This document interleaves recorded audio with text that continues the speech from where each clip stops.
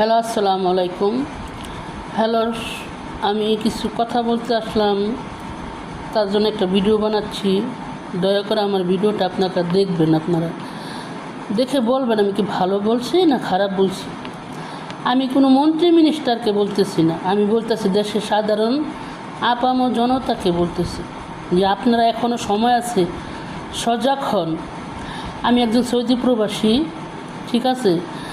আমি আজকে বেশ কয়েক মাস ধরে দেখতেছি দেশের যে পরিস্থিতি, মনে হয় যেন গরিবের বাচ্চা থাকা অনিশ্চিতকাল, মনে হয় যেন অনেক সমস্যা।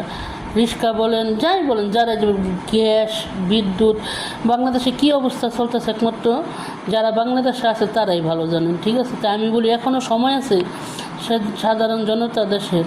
আমি কোনো এমপি মন্ত্রীর কথা বলতেছি না, সাধারণ জনতার কথা বলছি। এখনও সময় আছে, আপনারা জাগ্রত হন। কেন বলছি এ কথাটা?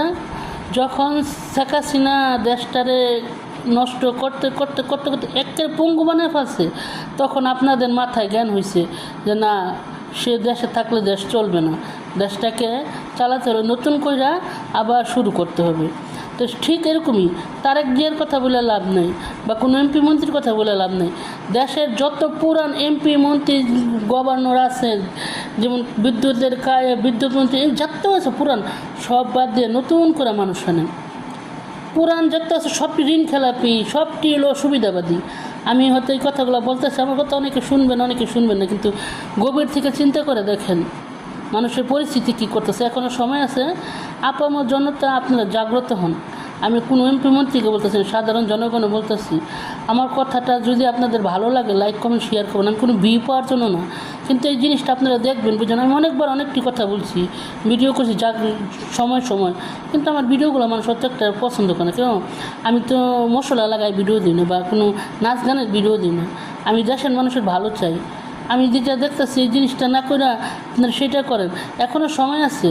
পর শেখ হাসিনার মতন 17 বছর হয়ে গেছে, তারপর আপনারা বুঝতে পারছেন শেখ হাসিনা কত হিংস্র একটা মহিলা। তখন তারেক জিয়ারও বুঝবেন আপনাদের তারেক জিয়া কী করছে দেশের জন্য। এখনও সময় আছে দেশের জনগণ, আপনারা সব পারবেন বা সব পারেন। এখনও সময় আছে, আপনারা কিছু একটা করেন। জনগণের উপরে কোনো আইন নেই, আর জনগণের উপরে কোনো এমপি মন্ত্রীও নেই। কিন্তু জনগণের টাকা দিয়ে এমপি মন্ত্রী চলে, এমপি মন্ত্রীর টাকা দিয়ে জনগণ চলে না। এখনও সময় আছে, শক্ত হাতে হাল ধরুন। আমি একজন সাধারণ মানুষ বললাম, আমি একজন প্রবাসী। ইনশাল্লাহ আপনারা আমার কথাটা মনে রাখবেন। আসসালামু আলাইকুম।